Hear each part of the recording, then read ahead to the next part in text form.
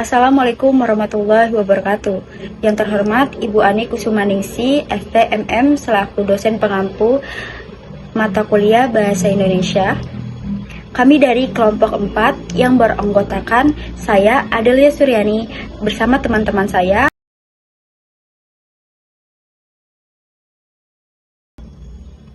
Di sini kami akan menjelaskan materi tentang makna. Paparan ini kami akan bagi menjadi 6 bagian, di mana pembahasan yang pertama yaitu uraian materi, yang kedua makna kata, yang ketiga hubungan antar makna, yang keempat jenis-jenis hubungan antar makna, yang kelima perubahan makna, dan yang keenam definisi. Baik, di sini saya akan menerangkan tentang uraian materi. Yang pertama, bahasa dan makna dapat diibaratkan seperti pohon dan akarnya yang saling melengkapi. Bahasa digunakan oleh masyarakat untuk berkomunikasi, sementara makna memberikan arti pada bahasa tersebut sehingga dapat dipahami oleh orang lain.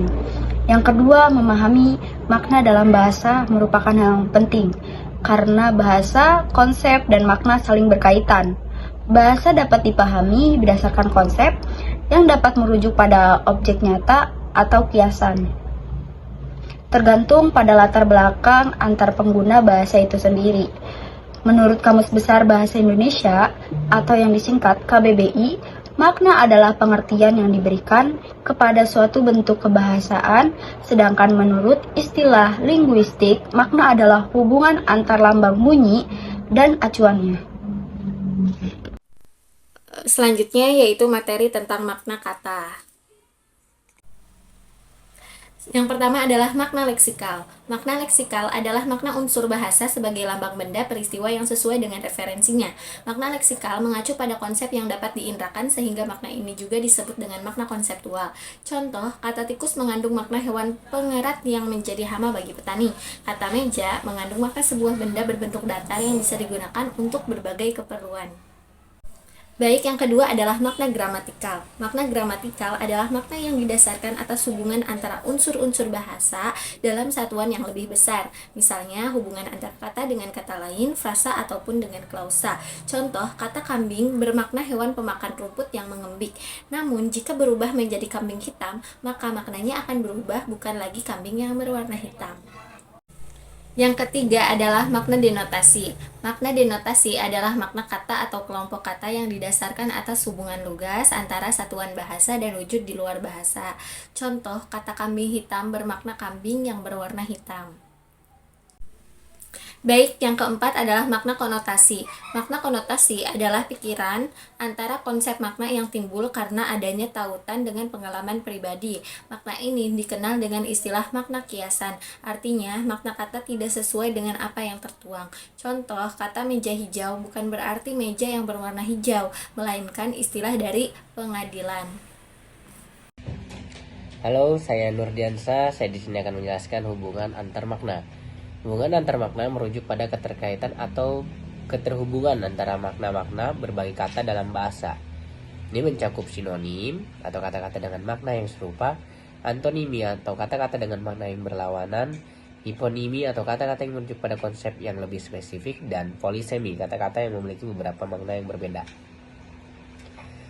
Dalam mata kuliah Bahasa Indonesia, studi tentang hubungan antar makna sangat penting untuk pemahaman yang mendalam tentang struktur dan penggunaan bahasa. Nah, di sini jenis-jenis hubungan antar makna, yaitu tadi ya, sinonim.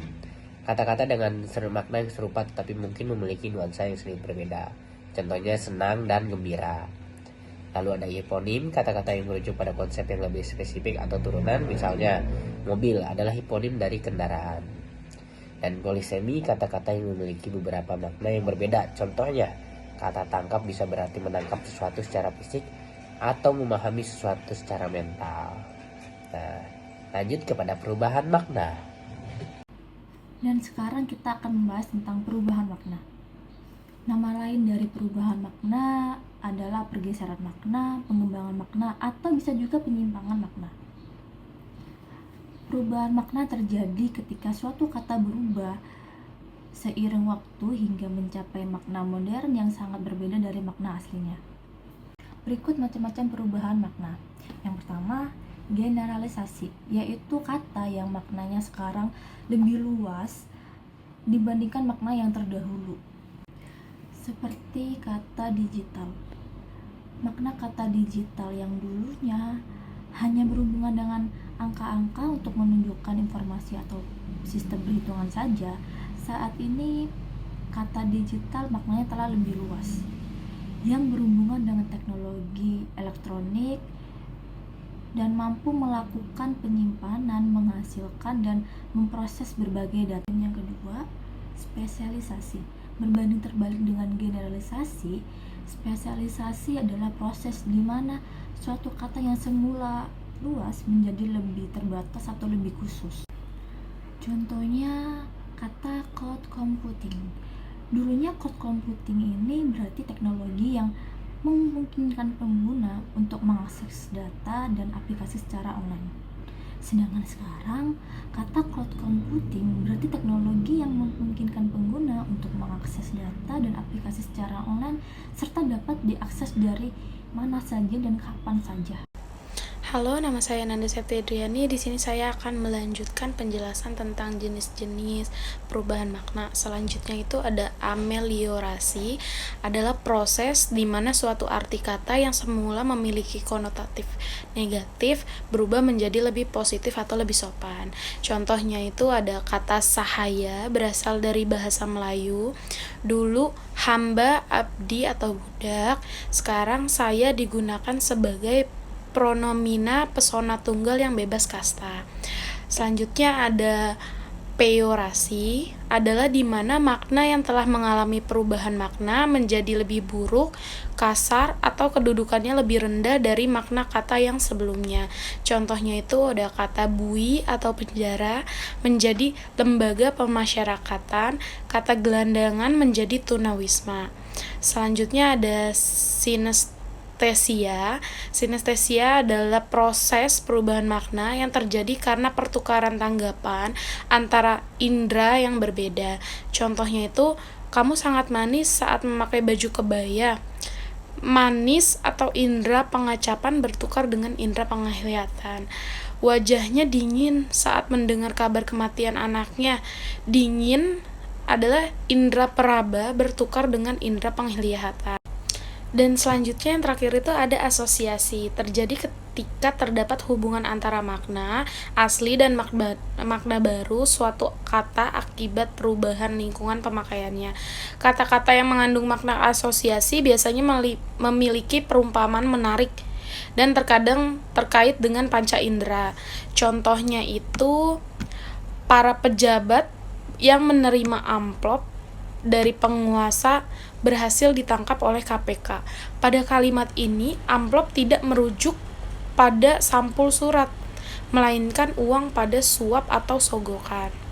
Definisi terdiri dari beberapa jenis, yaitu pertama, definisi nominal. Definisi yang menjelaskan suatu kata dengan kata lain yang umum dipahami. Contoh, laki-laki memiliki sinonim pria. Kedua, definisi formal. Definisi yang disusun berdasarkan logika formal terdiri dari 3 unsur.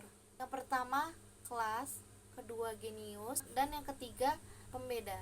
Contoh, menulis didefinisikan sebagai bentuk penyampaian pesan dengan menggunakan simbol tulisan seperti huruf. Ketiga, definisi operasional. Definisi yang menjelaskan suatu kata dengan cara yang dapat diterapkan secara praktis. Contoh, gadget didefinisikan sebagai media komunikasi manusia saat ini.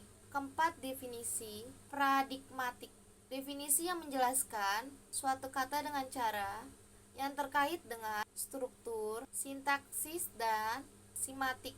Contoh, mamalia didefinisikan sebagai hewan yang menyusui. Yang kelima, definisi luas. Definisi yang berisi fakta yang singkat, padat, jelas, aktual, dan diterima oleh masyarakat luas. Contoh, telur didefinisikan sebagai sumber protein hewani yang murah. Keenam, definisi stipulatif. Definisi yang digunakan ketika menentukan pemakaian istilah dan menentukan arti yang akan digunakan untuk istilah tersebut. Contoh, pengadilan menetapkan definisi ketujuh. 7. Definisi realis. Definisi yang menjelaskan hal yang ditandai oleh suatu istilah. Contoh psikologi didefinisikan sebagai ilmu jiwa, mati-matian untuk menyelesaikan penegak hukum tertentu. 8. Definisi praktis. Definisi yang menjelaskan suatu hal dari segi kegunaan atau tujuan. Contoh gudeg didefinisikan sebagai makanan khas makanan Yogyakarta. Sekian pemaparan materi tentang makna, semoga ada manfaatnya untuk kita semua. Wabillahi taufiq wal hidayah. Wassalamualaikum warahmatullahi wabarakatuh.